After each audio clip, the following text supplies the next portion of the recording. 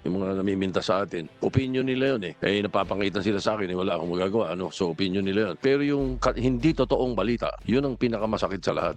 Merong lumabas na fake news na tinatax ko raw yung mga content creators, tinatax ko raw. Abay, gusto kong patayin ng lahat ng content creators eh. Department of Justice. Opo.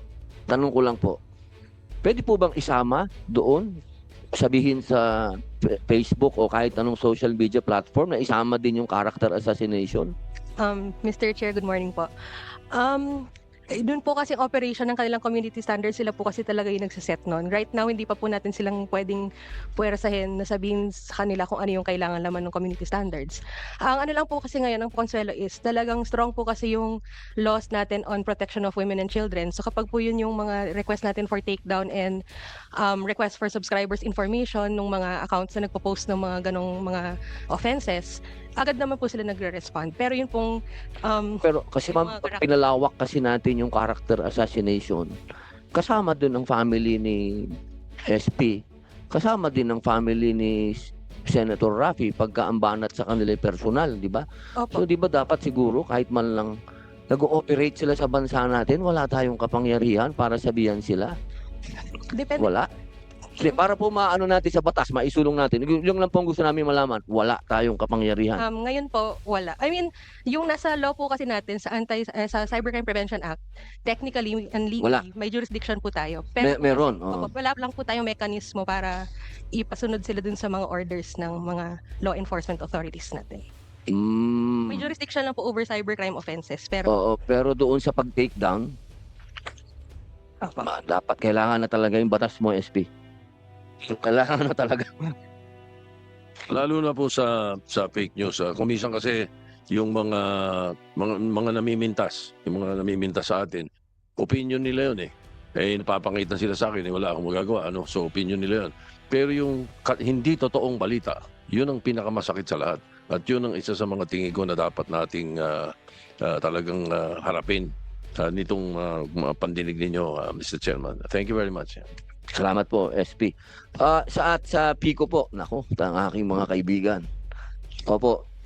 Paano po yan? Wala daw po tayong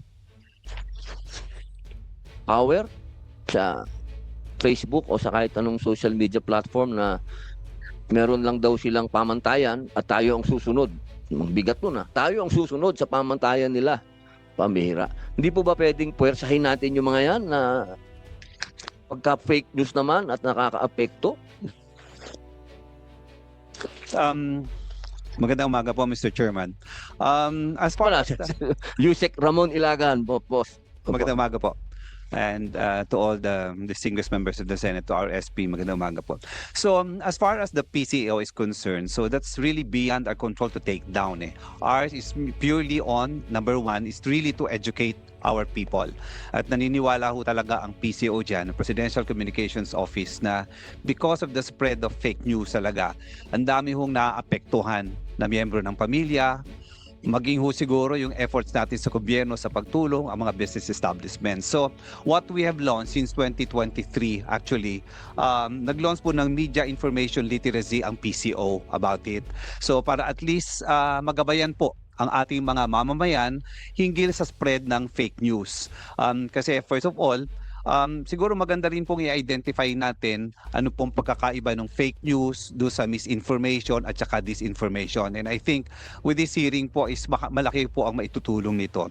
Now, part of that media information and literacy campaign, which we branded also as the Maging Mapanuri sa lahat ng mga lumalabas sa mga social media po natin. So, the name itself is a deliberate call to action to encourage Filipinos to become discerning and critical thinkers. So, based on this, part of this Maging Mapanuri, ine-educate din po natin ang ating mga kabataan tungkol dito. So, may mga information campaign po na inilalabas ang Presidential Communications Office about this.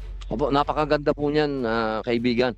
Ang point lang po kasi namin, yung pag-take down sana kagad, wala pong kapangyarihan ang Pico para sabihan ang Facebook na isama yung halimbawa lang po ito ha. Pati po ang Pangulo ng Pilipinas, ang dami din pong fake news sa kanya tungkol sa pamilya niya. Hindi po ba kayo nababahala doon? Of course, maging po ang opisina ng Office of the President, ang tanggapan ng ating Pangulo, nagiging biktima rin po ng fake news. For example, halimbawa, mga pag-a-announce ng mga link, yun hong sa mga suspension ng mga klase, yun hong walang pagpasok, nagiging victim din po ng fake news, no? So, SP. Yeah. Mr. Chairman, please, thank you. Yun nga po yun ang siguro ang tinatanong po ng ating chairman, yung kung ano pa ang mga pwedeng mga pamamaraan. At saka kung pwede, makita natin dito para paggawa natin ng batas. Like for example, mayroong lumabas na fake news na tinatax ko raw yung mga, ano tawag dito, yung lahat ng gumagamit ng internet, na mga, ang tawag nila, mga content creators, tinatax ko raw.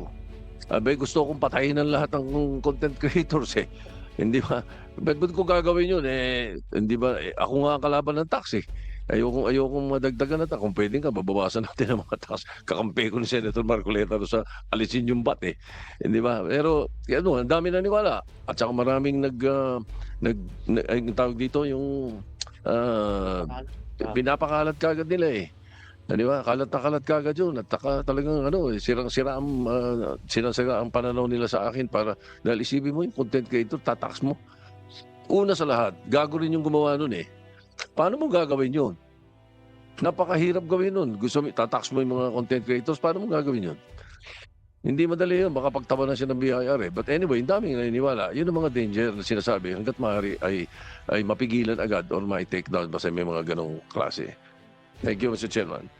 Salamat po, SP. Opo, yun po, Yusek Mon Ilagan, yung pong matanggal kagad eh. Yung nilagyan tayo ng pamantayan ng ng Meta. Yun lang, yung pamantayan yun na yan. Paano yung security din po yan eh. Risk eh na binibigyan natin ng malaking kasinungalingan yung ating mga matatawag nating key katulad Presidente, Vice President, Senate President, future President, nandun pa. So, paano? Huwag mo isama dyan, please. Mr. Chair, no, please. No.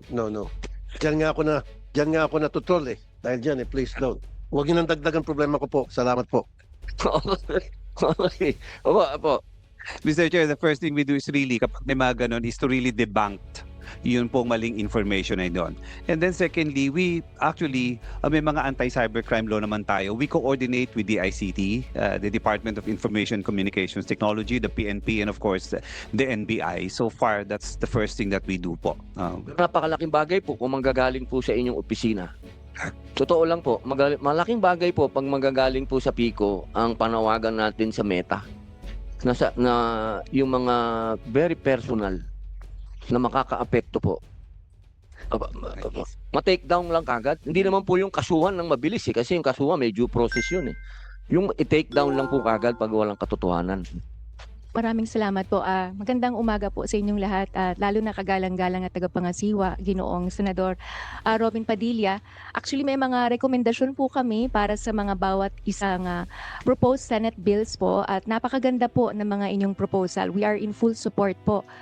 Isa po sa mga nabanggit, doon po sa Senate Bill number 1441, yung Social Media Fairness and Algorithmic Transparency Act of 2025, na kung saan dinefine po ng ating kagalang-galang na ponente, Senate President Vicente Soto III, yung pong tungkol sa fact-checking organization. Palagay ko, it will fall under the purview of fact-checking, yung binanggit po ninyo tungkol sa so-called fake news, but we'd rather call it as false information rather than fake news. Mamaya po, i-define natin mamaya. I'm sure a lot of fact-checkers would agree when we say that we'd rather say false information than fake news. So, yung binanggit po natin, sino po ang mga fact-checkers? Kasi napakahalaga po na magkaroon ng fact-checking ang lahat po ng mga posting sa digital world. Dahil doon po natin madidetermine kung ang isang content o isang nilalaman ay tunay o isang false information. Be it misinformation or disinformation or malinformation. So, on behalf of Presidential Communications Office and the Yusek Mon Ilagan and of course Secretary Dave Gomez, we are proposing na magkaroon po tayo ng Digital Media Integrity Council na kung saan ito po ay magiging isang independent fact-checking organization na bubuuin po ng mga miyembro mula sa maaaring mga miyembro po mula sa DICT, PCO, DepEd, CHED at mga media and media-related organizations kagaya po ng Philippine Press Institute, Kapisanan ng mga Broadcaster ng Pilipinas, National Press Club, National Union of Journalists of the Philippines, Public Relations Society of the Philippines at mga representante po ng digital platforms ay maaari pong maging kasama.